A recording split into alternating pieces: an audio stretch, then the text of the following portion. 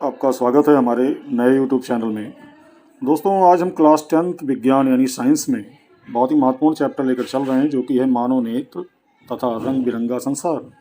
और इसके हम देखने वाले हैं बहुत ही महत्वपूर्ण क्वेश्चन जो परीक्षा में बार बार आते हैं। तो बने रहिए वीडियो में अंत तक मेरे साथ, बिना वीडियो को स्किप किए हुए। यह दोस्तों पहली बार इस चैनल से विजिट कर रहे हैं और चाहते हैं कि आगे भी यानी चैप्टर्स के महत्वपूर्ण वीडियो आपको लगातार मिलते रहें, तो चैनल को सब्सक्राइब अवश्य कर लीजिए ताकि मेरे वीडियो के नोटिफिकेशन आप तक बिना रुकावट पहुंचते रहें। तो पहला प्रश्न आपके सामने है कि मानव नेत्र क्या है और इसका जो कार्यविधि है उसका वर्णन कीजिए। बहुत ही महत्वपूर्ण प्रश्न है। तो आपको बता दें कि मानव नेत्र एक अत्यंत मूल्यवान एवं सुग्राही ज्ञानेंद्रिय है और ये कैमरे यानी फोटोग्राफिक कैमरे की भांति कार्य करता है। और हम इस संसार में रंग बिरंगे चीज़ों को आप जानते हैं कि इसी के द्वारा देख पाते हैं। और इसमें एक क्रिस्टलीय लेंस होता है। प्रकाश सुग्राही पर्दा, जिसे रेटिना या दृष्टिपटल कहते हैं, उस पर प्रतिबिंब बनता है और प्रकाश एक पतली झिल्ली से होकर हमारे नेत्र में प्रवेश करता है और इस झिल्ली को हम क्या कहते हैं, कॉर्निया कहते हैं। और कॉर्निया के पीछे एक संरचना होती है और वो संरचना क्या होती है आपको बता दें तो उस संरचना को परितारिका कहते हैं। क्या कहते हैं? परितारिका। और ये पुतली के साइज को नियंत्रित करती है, और जबकि पुतली नेत्र में प्रवेश करने वाले प्रकाश को नियंत्रित करता है। और लेंस की बात करें तो लेंस दूर या नज़दीक के सभी प्रकार के वस्तुओं का समायोजन करके उसका वास्तविक तथा उल्टा प्रतिबिंब बनाता है। तो याद रखेंगे। और अगला महत्वपूर्ण प्रश्न है कि नेत्र की समंजन क्षमता किसे कहते हैं। तो आपको बता दें कि नेत्र लेंस की वो क्षमता जिसके कारण वो अपनी फोकस दूरी को समायोजित कर लेता है, यानी घटा अथवा बढ़ा लेता है, उसे नेत्र लेंस की समंजन क्षमता कहते हैं।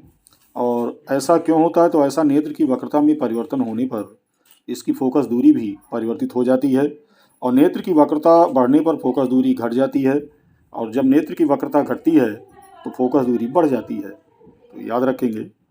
अगला प्रश्न है, किसी वस्तु को देखने के लिए न्यूनतम दूरी कितनी होती है। तो ये याद रखेंगे, बहुत पूछा जाता है, 25 सेंटीमीटर होती है। और अगला प्रश्न, मोतियाबिंद क्या है, इसे कैसे दूर किया जाता है। तो आपको बता दें कि कभी कभी अधिक उम्र के कुछ व्यक्तियों में क्रिस्टलीय लेंस पर एक धुंधली परत चढ़ जाती है और जिससे लेंस दूधिया तथा धुंधली हो जाता है, और इस दशा में जो दोष उत्पन्न होता है उसको हम कहते हैं मोतियाबिंद। और इसे शल्य चिकित्सा यानी ऑपरेशन के द्वारा दूर किया जाता है, यानी इसमें वस्तुएं धुंधली दिखाई देती हैं। और अगला महत्वपूर्ण प्रश्न है कि दृष्टि दोष क्या है और ये कितने प्रकार के होते हैं।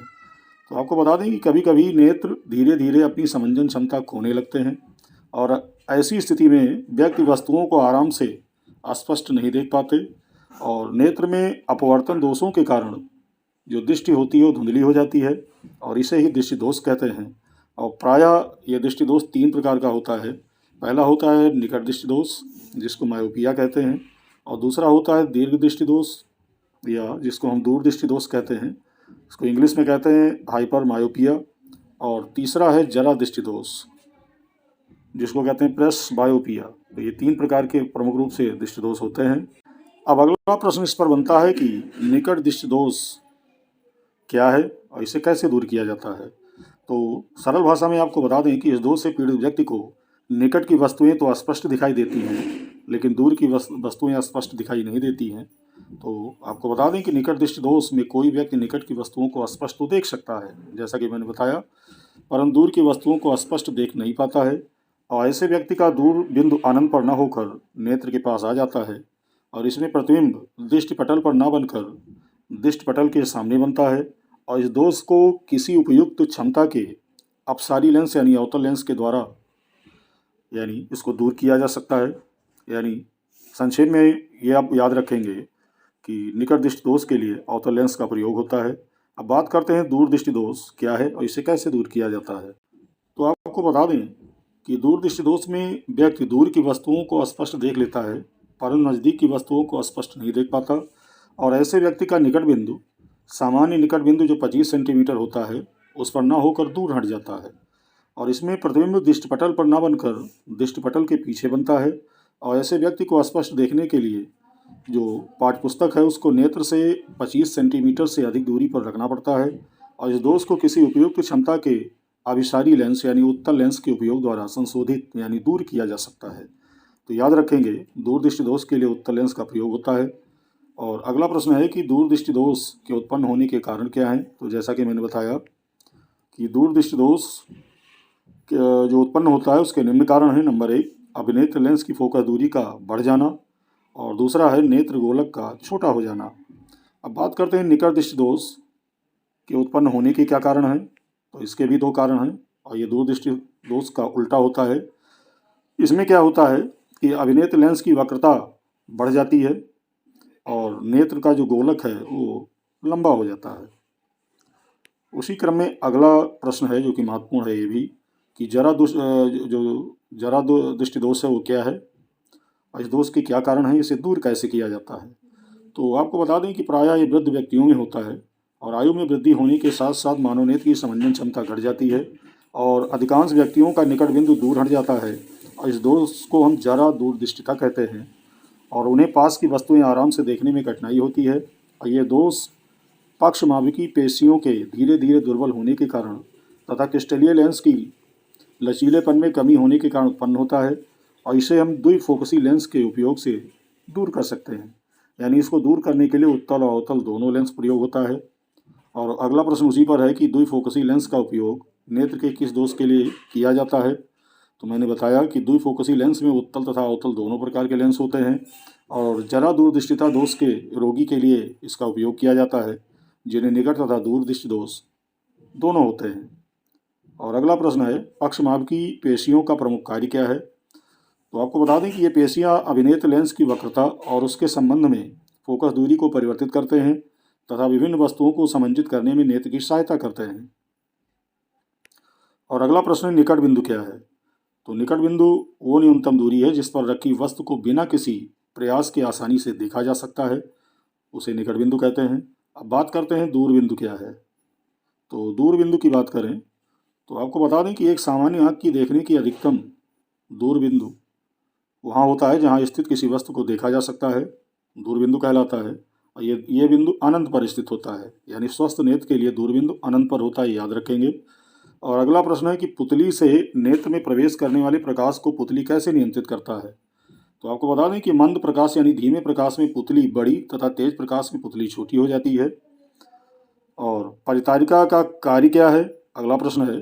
तो आपको बता दें कि ये पुतली के आकार को नियंत्रित करता है, याद रखेंगे।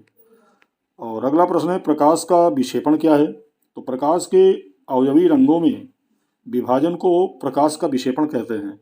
आप जानते हैं प्रकाश में 7 रंग होते हैं, तो 7 रंगों में बढ़ जाने की प्रक्रिया को हम कहते हैं प्रकाश का विक्षेपण। और बात करते हैं अगला जो प्रश्न है उसकी, तो प्रिज्म कोण किसे कहते हैं। तो याद रखेंगे प्रिज्म के 2 पार्श्व फलकों के बीच के कोण को हम क्या कहते हैं, प्रिज्म कोण कहते हैं। और अगला प्रश्न है इंद्रधनुष कैसे बनता है, बहुत पूछा जाता है। तो आप देखते हैं बरसात के बाद अक्सर इंद्रधनुष आपको दिखाई पड़ता है। तो आपको बता दें कि वायुमंडल में विद्यमान जल की सूक्ष्म बूंदों द्वारा सूर्य के प्रकाश के अपवर्तन के कारण इंद्रधनुष बनता है। तो यहाँ पर याद रखेंगे अपवर्तन के कारण इंद्रधनुष बनता है। अगला प्रश्न है सूर्य के प्रकाश के वर्णक्रम के जो रंग हैं वो जिस क्रम में दिखाई देते हैं उनका क्रम क्या है। तो इनका क्रम होता है बैगनी, जामुनी, नीला, हरा, पीला, नारंगी और लाल। शुरुआत बैगनी से होती है, अंत में लाल होता है। ये 7 रंगों का वर्णक्रम है, याद रखेंगे। अगला प्रश्न है दृष्टि निर्बंध क्या है।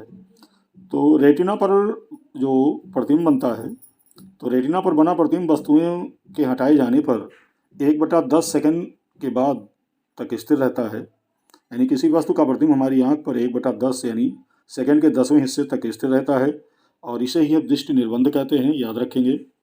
और अगला प्रश्न है 2 आँखों की क्या उपयोगिता है। तो 2 आँखों से देखने की जो उपयोगिता है वो ये होती है। नंबर 1, वस्तु की दूरी का ठीक ठाक अंदाज़ा लगाया जा सकता है, और दूसरा है दोनों आँखें एक दूसरे को सेकंड के एक भाग के लिए आराम देते हैं, याद रखेंगे। और उससे पहले आपसे अवश्य कहेंगे कि अगला प्रश्न शुरू करें, तो उससे पहले यदि आपने चैनल को सब्सक्राइब नहीं किया है तो चैनल को सब्सक्राइब अवश्य कर लीजिए और ज़्यादा से ज़्यादा अपने जितने भी मित्र हैं उनको आप शेयर ज़रूर कर दीजिए। अगला प्रश्न है पूछा बहुत जाता है कि सूर्योदय होने के पश्चात यानी सूर्योदय होने के पहले और सूर्यास्त के बाद हमें सूर्य क्यों दिखाई देता है, यानी ये आप अक्सर देखते हैं कि सूर्योदय से पहले और सूर्यास्त के बाद हमें सूर्य क्यों दिखाई देता है। तो उसका कारण है पृथ्वी के ऊपर वायुमंडल में जैसे जैसे हम ऊपर जाते हैं वायु हल्की होती जाती है, और सूर्योदय होने के पहले और सूर्यास्त होने के बाद सूर्य से चलने वाली जो किरणें हैं वो पूर्ण आंतरिक परावर्तित होकर हमारी आँख तक पहुंच जाती हैं, और जब हम इन किरणों को सीधा देखते हैं तो हमें सूर्य की आभासी प्रतिबिंब क्षैतिज से ऊपर दिखाई देता है, याद रखेंगे। अगला प्रश्न है, क्या कारण है कि सूर्योदय से पहले ही और सूर्यास्त के बाद तक हमें सूर्य दिखाई देता है। तो मैंने बताया कि वायुमंडलीय अपवर्तन के कारण सूर्योदय से पहले ही और सूर्यास्त के बाद तक हमें सूर्य का आभासी प्रतिबिंब दिखाई देता रहता है, इसलिए सूर्योदय के 2 मिनट पहले ही और सूर्यास्त के 2 मिनट बाद तक हमें सूर्य दिखाई देता है। और अगला जो इम्पोर्टेंट प्रश्न है वो, आकाश का रंग नीला प्रतीत होता है क्यों। तो ये बहुत पूछा गया है। तो आकाश का रंग नीला प्रकाश के प्रकीर्णन के कारण होता है, याद रखेंगे। यानी आकाश का जो रंग नीला दिखाई पड़ता है वो प्रकाश के प्रकीर्णन के कारण होता है। अगला प्रश्न है, रेटिना पर बनने वाली प्रतिबिंब की प्रकृति क्या होती है, यानी प्रतिबिंब कैसा होता है। तो याद रखेंगे, रेटिना पर बनने वाली प्रतिबिंब की प्रकृति वास्तविक तथा उल्टा होती है, और जिसका संबंध हमारे मस्तिष्क से होता है और मस्तिष्क उनको सीधा करके दिखाता है। तो दोस्तों, ये थे महत्वपूर्ण प्रश्न इस चैप्टर के। वीडियो कैसा लगा कमेंट करके अवश्य बताइएगा। मिलते हैं अगले चैप्टर में, तब तक के लिए बहुत बहुत धन्यवाद।